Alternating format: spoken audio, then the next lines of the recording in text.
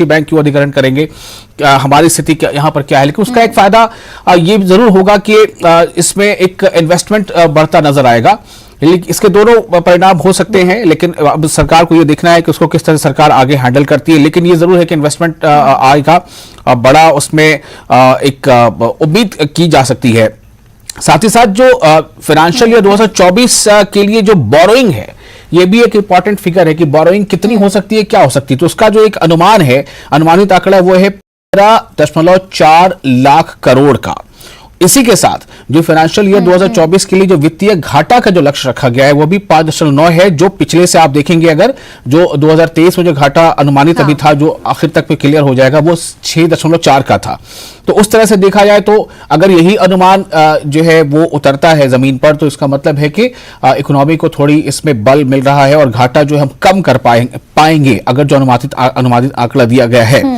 तो ये चीजें बेशक सरकार के सामने एक चैलेंज रहा होगा, चूंकि कहा जाता है कि देश में कोई भी ऐसा स्टेप जो है वो इससे जुड़ा होता है कि विशाल, होना है। सरकार ने कई स्टेप्स यहां पर लिए हैं और जिस तरीके से रियायतें दी गई हैं, टैक्स स्लैब की अगर बात कर ले, एमएसएमई सेक्टर्स की अगर बात कर ले, और कुछ बहुत ज्यादा ऐसी चीजें हैं जिन्हें देखकर ये लग रहा है कि वाकई एक तरीके से ये चुनावी बजट है। क्योंकि बार बार ये कहा जा रहा था कि 2024 में जो आम चुनाव होने हैं, लगभग 15 महीनों का समय है उसमें, और उसकी झलक इस बजट में देखने को मिलेगी। और वही देखने को भी मिल रहा है क्योंकि खासतौर पर आदिवासी समाज को फोकस किया गया है। आदिवासियों के विकास के लिए 15,000 करोड़ का प्रावधान अलग से रखा गया है। इसके अलावा एकलव्य मॉडल रेजिडेंशियल स्कूल्स की बात की गई है, और पीवीटीजी जिसका जिक्र किया, डेवलपमेंट मिशन, यानी पर्टिकुलर वल्नरेबल टारगेट ग्रुप्स, ये भी एक उनकी सस्टेनेबल डेवलपमेंट के लिए बात की गई है। आदिवासियों का भी एक तरीके से खास तौर पर इसमें फोकस रखा गया। कई महत्वपूर्ण पहलू हैं विशाल, जिस पर चर्चा की जा सकती है। लेकिन इस बीच हमारे सहयोगी परवेज हमारे साथ जुड़े हुए हैं और एसोसिएशन के कुछ लोग उनके साथ मौजूद हैं। जरा उनका रुख कर लेते हैं, क्योंकि बजट आया है तो लोगों का रिएक्शन लेना भी बहुत जरूरी है। जी परवेज।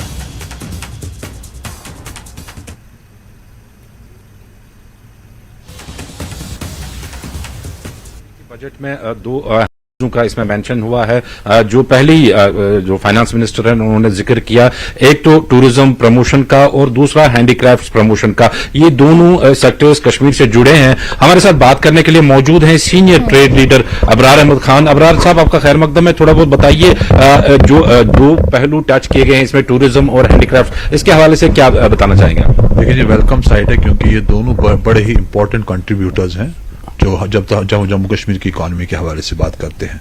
बट इसके अलावा हमारी एस्पिरेशंस उसके अलावा भी हैं, क्योंकि हम जनरल ट्रेड को रिप्रेजेंट करते हैं। तो जनरल ट्रेड जो पिछले 2014 से खसूसन आफ्टर जो फ्लड्स आए थे तब से अभी तक लेके, चाहे वो कोविड के हालात रहे, 2019 के हालात रहे, अभी तक वो उससे उभर नहीं पाया। क्योंकि जो लॉस एस्टिमेशंस उस वक्त भी जो सेंट्रल गवर्नमेंट को हमने पेश की थी, वो एक खासा अमाउंट था, अराउंड 40-45 से ऑलमोस्ट 1 लाख करोड़ के आसपास था। कम से कम हम एक रिक्वेस्ट करते हैं कि कहीं ना कहीं ये जो स्मॉल स्केल ट्रेडर है, जो मिड कैप सेगमेंट का एक बड़ा इंपॉर्टेंट इंटीग्रल पार्ट है, जिसके ऊपर सारी सोसाइटी या सारी जो इकोनॉमी का दारोमदार होता है, इसकी हैंड होल्डिंग का जो एक प्रोविजन हमने रिक्वेस्ट किया है कि कम से कम जो इनका जो कह लीजिए कि एक कॉर्पस मनी से कहीं ना कहीं या तो इनका इंटरेस्ट का एक सपोर्ट हमें मिलना चाहिए, उसके बाद कुछ कैपिटल इन्फ्यूजन आना चाहिए। क्योंकि सबका जो इस वक्त जो सिबिल स्कोरिंग है, जो प्राइमरी क्राइटेरिया ऑफ जो कह लीजिए फंडिंग है, वो भी इस वक्त नीचे है, क्योंकि पिछले जो नामसाइल हालात की वजह से जो टाइमली इंस्टॉलमेंट्स नहीं जा पाई या बाकी चीजें हैं, उस वजह से जो क्राइटेरिया ऑफ जो एलिजिबिलिटी है उसमें क्वालिफाई नहीं हो पा रहा मैक्सिमम जो आज का ताजर है जो ऑलरेडी एग्जिस्टिंग है।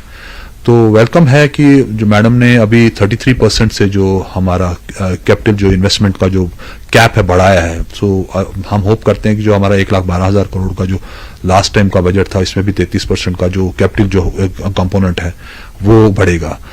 एक हम और उम्मीद लगाई और हमने इसके बारे में बात भी किया था कि हमें एक कैरिड ओवर का जो फैसिलिटी जम्मू कश्मीर को नहीं मिलता, क्योंकि हम एक बड़े ज्योग्राफिकली या क्लाइमेटिकली एक बड़े हमारा जो वर्किंग टाइम है बड़ा लिमिटेड होता है, जिस वजह से हमारी जो टाइम्स और प्रोजेक्ट्स होते हैं वो टाइम से पूरे नहीं होते और मैक्सिमम जो फंड्स होते हैं डिस्पाइट एलोकेशंस के पूरे टाइम से कंप्लीट नहीं होते। सो उस जिम्मन में है कि कैरिड ओवर का सिस्टम जैसे लद्दाख में आपने अभी इंट्रोड्यूस किया, सो हमने उसका भी वेलकम किया, तो यहाँ के लिए भी उस चीज को जेर गौर रखा जाए ताकि हमारा जो एक्चुअल जो इन्वेस्टमेंट्स है वो टाइम से लग भी जाए और अगर कुछ कैरी फॉरवर्ड होता है तो काम सफर ना हो। सो उस वजह से भी हम आपसे आपके माध्यम से कहना चाहेंगे कि इस देखा जाए। लास्टली जो हमारी बड़ी देर आइंदे डिमांड है वो है हमारा ट्रांसपोर्ट का जो इशू है। किसी भी आप चाहे आप टूरिज्म के हवाले से बात करें, चाहे आप ट्रेड के हवाले से बात करें, किसी भी जो कह लीजिए इकोनॉमिक एक्टिविटी की कंप्लीशन तब तक नहीं होती जब तक कि एक मौसर ट्रांसपोर्ट का निजाम मौजूद ना हो।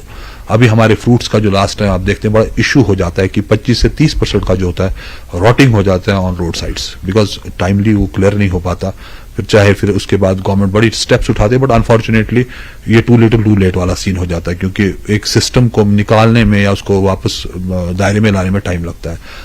हमने रिक्वेस्ट किया था कि जो हमारा रेलवे का लिंक है और प्लस जो हमारा ट्रांसपोर्ट जो हमारा ओनली जो नेशनल हाईवे 44 है, इसकी रिवैम्पिंग और जो रेलवे का link as soon as possible, अगर इसके लिए स्पेशल एलोकेशन एंड वर्कलोड्स का अवेलेबिलिटी करानी पड़े, हम एक्सपेक्ट करेंगे कि इस बजट में इसके लिए स्पेशल प्रोविजन भी हो ताकि इसकी जो 2023 की जो लास्ट डेडलाइन है वो किसी ना किसी तरह दिसंबर तक क्लियर हो जाए, ताकि ये जो खित्ता है ये भी अपने जो प्रोडक्ट्स हैं, क्योंकि यहाँ पे इंडस्ट्री इसलिए फेवर नहीं कर पाती क्योंकि हम इंडस्ट्री को बैकअप नहीं दे पा रहे हैं। टैक्स स्लैब्स में चेंजेस की गई हैं और काफी एक बड़ा तबका है यहाँ पे जो सैलरी पर्सन है उसको कैसा स्टेप मानते हैं?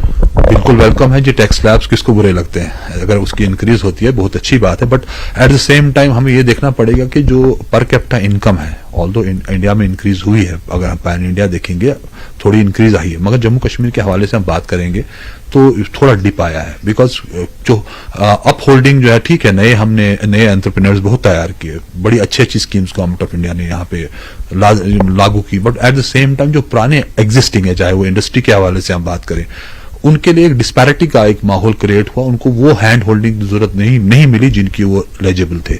नई चीज को जहां एक तरफ से पूरा सपोर्ट मिल रहा है, बट पुरानी जो ऑलरेडी एग्जिस्टिंग है, जो इस वक्त कई सिख हो चुके हैं बिकॉज नामसाइल हालातों से गुजरे हैं, उनकी हैंड होल्डिंग के लिए कहीं ना कहीं एक कॉर्पस बनना चाहिए। हमने लास्ट टाइम भी कहा था कि कोई एक कॉर्पोरेशन टाइप बनाया जाए जो इसको ओवरलुक करे, जिसमें ट्रेड, कॉमर्स और इंडस्ट्री और टूरिज्म वगैरह के लोग भी उसमें एज नॉमिनेटेड मेंबर्स हों, प्लस गवर्नमेंट के कुछ ऑफिशियल्स, ताकि एक एक्चुअल जो रियलिस्टिक ग्राउंड पे जो उसका जो असर है वो नजर आए। उसके लिए हम रिक्वेस्ट करेंगे, क्योंकि मैडम सीतारमन अभी पेश कर ही रही हैं, अगर इसमें कुछ प्रोविजंस हमारे लिए कुछ कॉर्पस के बनते हैं, एक पैकेज का थोड़ा बहुत देखें, क्योंकि पैकेज बगैर कहीं ना कहीं आपको गाड़ी को एक बार पटरी पे चढ़ाना पड़ेगा। जब तक गाड़ी पटरी पे चढ़ेगी नहीं तो आप उसको उसके बाद उड़ाने शुरू करें। आप हमें जितना मर्जी फ्यूल दें, गाड़ी इससे नीचे उतरी हुई है। आपके माध्यम से हम अपील करेंगे कि जो हमारा आपने जो कैपिटल जो इन्वेस्टमेंट का बजट 33% से बढ़ाया है, उसमें प्रोविजनिंग की जाए जो already existing infrastructure on ground है, चाहे वो ट्रेड एंड कॉमर्स के हवाले से बात करें मिनिस्ट्री ऑफ डीपीआईटी से के थ्रू उसकी जो रिवाइवल की बात हो, चाहे इंडस्ट्रीज के हवाले से करें तो मिनिस्टर ऑफ इंडस्ट्रीज के हवाले से बात हो, चाहे ट्रांसपोर्ट के हवाले से हो तो ट्रांसपोर्ट के हवाले से, इनके लिए कहीं ना कहीं कुछ ना कुछ कॉर्पस बने जो ऑलरेडी एग्जिस्टिंग है, उनकी वापस रिवाइवल के लिए। सरकार, मरकजी सरकार से आपको कोई प्रपोजल आया था, मतलब आपने उनसे बात की क्या थोड़ा उस हवाले से? बिल्कुल जी, मरकजी सरकार से एक्चुअली लास्ट टाइम से हमारी बात हुई थी कि आप अपनी तरफ से देख लीजिए, बजट्स को स्टडी कर लीजिए, अगर आपको there is some shortcomings, कुछ आपको समझ आता है कि कोई चीज आपके, क्योंकि बजट जो होता है ये जामिया एक डॉक्यूमेंट है, तो इसमें कई एक बार छोटी छोटी माइक्रो चीजों पे पूरा ध्यान नहीं हो पाता या उसको रेफर नहीं हो पाता। अगर आपको कुछ समझ आता है कि आप उसको बनाइए, तो आपके पास यहाँ पे मिनिस्टर्स वगैरह आएंगे कश्मीर में, आप उनसे राब्ता करिए एंड श्योरली आपकी उसकी जो एड्रेसल श्योरली होगा, ये उन्होंने हमें आश्वासन दिया है। एमएसएमईज को प्रमोट करने की बात हो रही है यहाँ पे, यहाँ कश्मीर में कितना इंपॉर्टेंट है? इम्पोर्टेंट है। जब से मेरे नजदीक जो आपकी classification of trade and commerce into MSME हुआ है, सो मेरे ख्याल से वेलकम साइट है। बट इसका जो मिनिस्ट्री ऑफ डीपीआईटी को मेरे को लगता है कि बड़े एक रिगरस तरीके से उसको फॉलो करना चाहिए।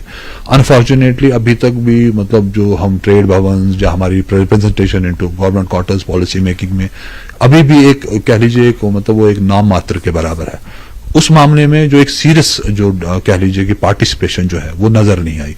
इस ज़िमन में जो नए जो हम कोशिश कर रहे हैं कि थ्रू चाहे आप एसएलबीसी की बैंकिंग के हवाले से बात करें, so there is a state level bankers committee, district bankers committee, उसमें हमारी मेंबरशिप ही नहीं होती। परवेज, मैं आपको थोड़ी देर रोकना चाहूंगा। जासमिन इस वक्त हमारे साथ जुड़ चुके हैं अरुण गुप्ता, जो चेयरमैन है जम्मू चैम्बर ऑफ कॉमर्स के। अरुण गुप्ता जी, आपको मेरी आवाज मिल पा रही है? जी हेलो, अरुण जी, आपको आवाज मिल रही है? बोलिए। हाँ जी, हाँ जी। जी, मैं पहले चाहूंगा कि आप अपनी प्रतिक्रिया दें इस बजट को लेकर, आपकी क्या राय है? देखिए, एक तो मैं ये जरूर कहूंगा कि अगर हम देखें तो ये एक बड़ा बैलेंस्ड बजट है जिसमें हर सेक्टर को टच किया गया है।